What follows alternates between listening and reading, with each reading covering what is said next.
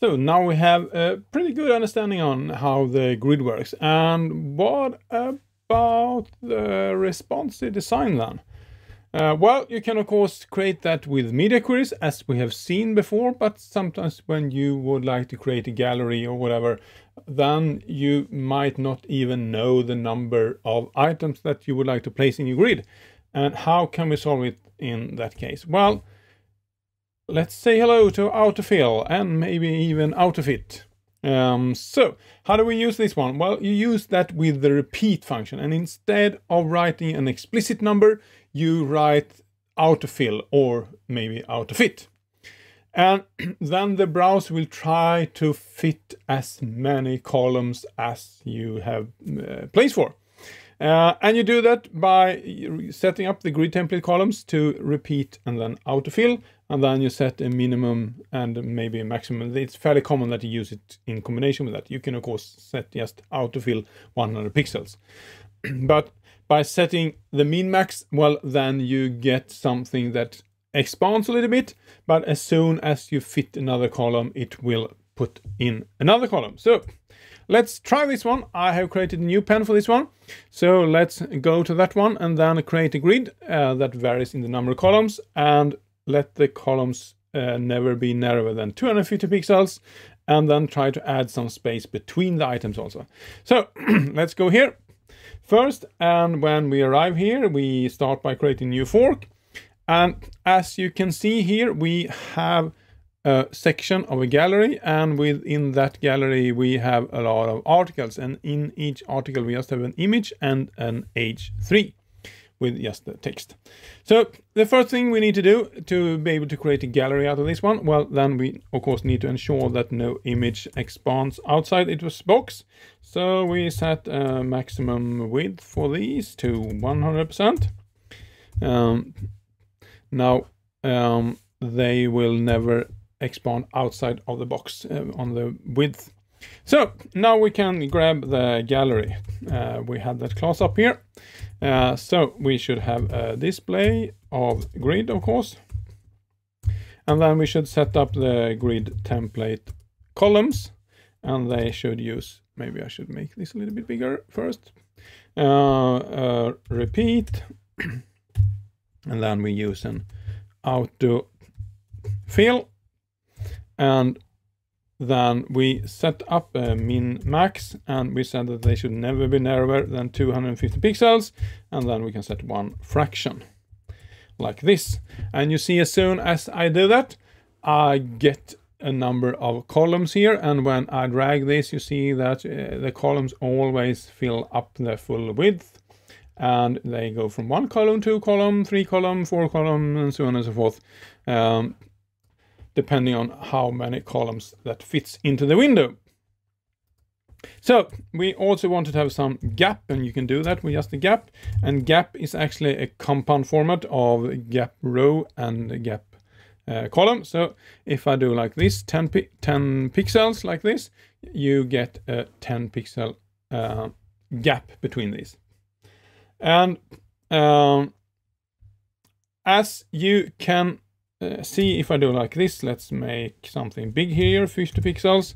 Now we see that I get 50 pixels between, but 10 pixels on the height. We don't see that well because they are white on the white background. But you need to believe me, if we do the opposite, 50 pixels and 10 pixels, you will see that now they increase the distance between, but now they have 10 pixels between each other instead.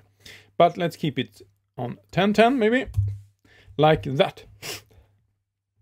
So now we have fixed that, and now we have a responsive, well-working gallery.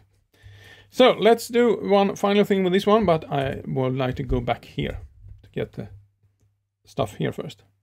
And what we should do now is that we should add an article with the class of important, and then we should use that and set that the important should have another background color, and they should always be 2 rows, and if it fits, it should be 2 columns.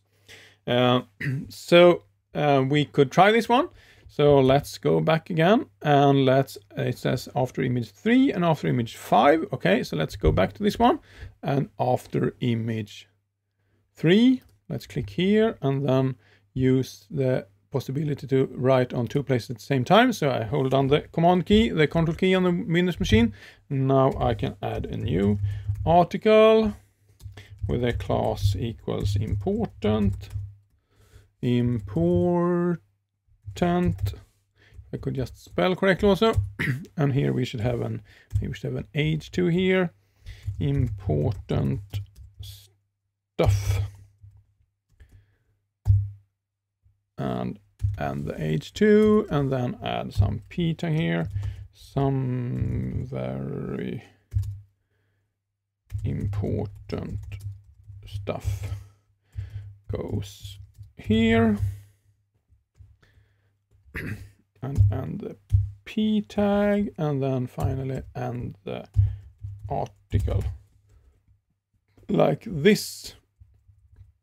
Maybe we should fix that one also. Like that. So what we should do now is, of course, we should target that one, important, and we said that it should always span 2 rows. Okay, then we can say grid rows span 2 like this, and that didn't make any changes.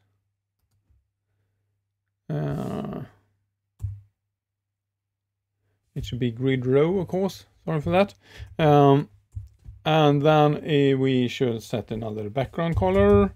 So let's add a background, and as it is important, we need to have something maybe like this. So now we can see that they span 2 columns. But then when we fit more than, or 2 rows, I say, when we fit more than 2 columns, it should also span 2 columns in width. So how can we do that? Well, we could of course say that it should have a grid column of span 2. But now we run into a problem. It works well here, but when we narrow it down, so we should only fit 1 column, you see that it actually doesn't do that, because they should span 2 columns, so that means that we always have 2 columns. Now it starts to behave really strange here. So it kind of decreases the size of the last column, even if we have said that it should have a minimum width of 250 pixels, because it runs into some kind of problematic state here where, well, I need to have 2 columns, but they cannot be narrower than 250 pixels. It could have, of course, expanded so it went outside the browser window, but at least in Safari it doesn't do that. So how can we fix this one? Well, we need to move this one into a media query. So let's add an @media screen and mean width. And what should I write here? Well, we have a minimum of 250 pixels, but we also have a gap of 10 pixels. So that means 510 pixels. And let's put that dot important here. That was not a dot, that was a hyphen. So let's add it down here. So now we see that again it spans 2 columns and 2 rows, and when I drag this into 1 column view later on, you see that now it is in a 1 column. But it might look a little bit strange here, because we said that it should span 2 rows. Shouldn't it be a lot higher than this? Well, the thing is that when we go into a 1 column mode, then as we haven't explicitly said the height of each row, well, then it will take up the space as much as it needs. There is actually 2 rows in here, but the last row is probably very thin. Maybe even 0 pixels, because we have no content in that one. If we set up a minimum height for each row, well, then it will of course take more for this one. But now we have everything that we need for this one. We have one problem that you might not think is a problem, but if you would like to cater for that, you see that well, I have a hole here. Wouldn't it be nice if I could move this one up so I can, so I don't have this one down here? And you can get it on different places, maybe depending on the size of this one. Now we have it up here. And we can actually do that. So let's go back here. We could use another attribute that's called the grid outer flow, and you can set that one to dense, and that will pack this into some kind of warehouse layout. We could try this one. You can also set the grid outer flow to row, and then it fills the row first, and then adds new rows as necessary. And you can set it to column. It works a little bit different, but dense is what we're looking for now. So let's set the grid outer flow to dense and then check our grid. So let's go back here and let's go to the grid here, and that we set the grid outer flow to dense like this. And now you see it pushes up the image number 4. So now the order is not the same as in the HTML code, because this is after image 3, but now we will have no gaps in our layout. Whatever we try to do, we have no gaps left in the dense mode. So with that, we have everything in order, but there might be, I also said previously that there is an autofill and there is an autofit. And what is the difference between these? Well, I have set up a Codepen for that also, that I think shows this in a good way. But first of all, you will never see the difference between autofit and autofill if you have something that is a fraction, because then it will always fill up all the space, and then it doesn't make any big difference. But let's go back here, and I have this one here. And here you see the difference. I have two containers, one that has a fill and one that has a fit. And as you can see down here, I use the autofill and the autofit, and this is the only changes. And as you can see, with autofit, it always fills up the full row. But with autofill, well, it actually has added more columns here, because as soon as we have more than 100 pixels, well, then we can fit another column. So as I said, when I'm at 100% width of the, when my columns fill up 100%, well, then they don't you don't see any difference.